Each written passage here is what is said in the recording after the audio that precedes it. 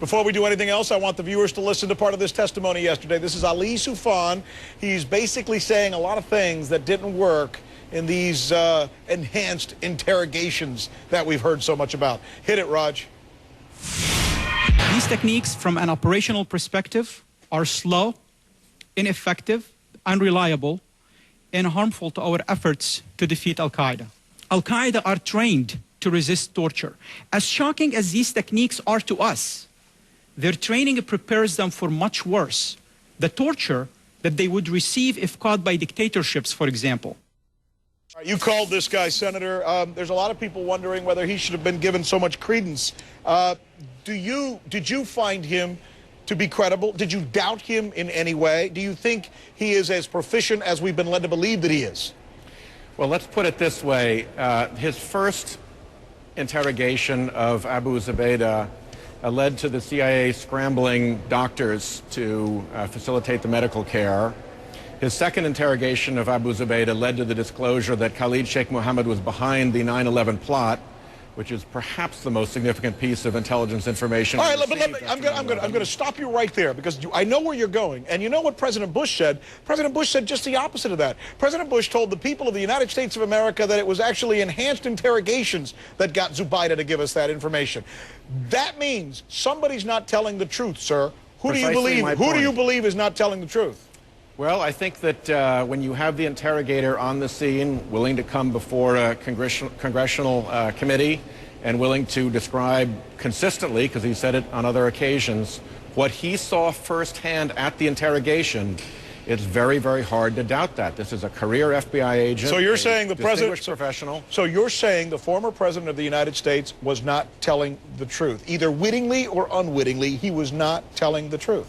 Correct. And the focus of the hearing was the fact that the Office of Legal Counsel at the Department of Justice said the same thing. And the focus of our hearing was these OLC torture memos.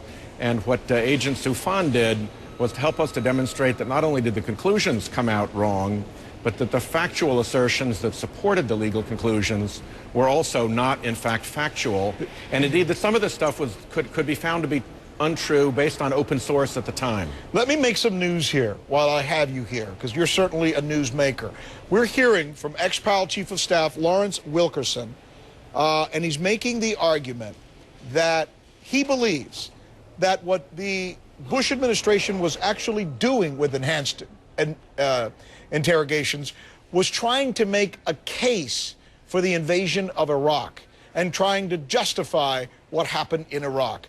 Do you believe that is actually what enhanced interrogation, so-called torture, was being used for? I've heard that to be true. There is some further evidence of that in Chairman Levin's Armed Services Committee report. There is not a great deal of evidence that came out on our hearing one way or the other about that. The one thing I will say about that is that if that is true, then it takes the application of these techniques out of the protective scope of the Office of Legal Counsel opinions. And it makes them political. And it makes them, it's not about we were scared, we wanted to defend the country anymore. Now it's about we needed to have some political justification for something we wanted to do.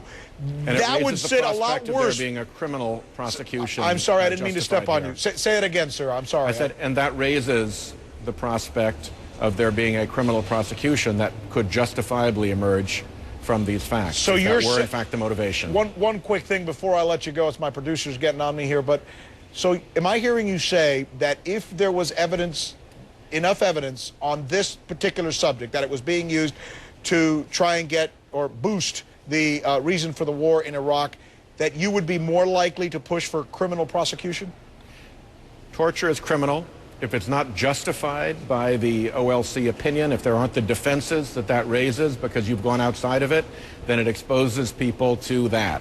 That's a decision that should be made by the Attorney General, by appropriate prosecutive officials. But will you say on the record that if you find evidence of that, you're more apt to want to push for a prosecution, yes or no? One is more apt to do that, correct. Thank you. Sheldon Whitehouse, Senator Sheldon Whitehouse.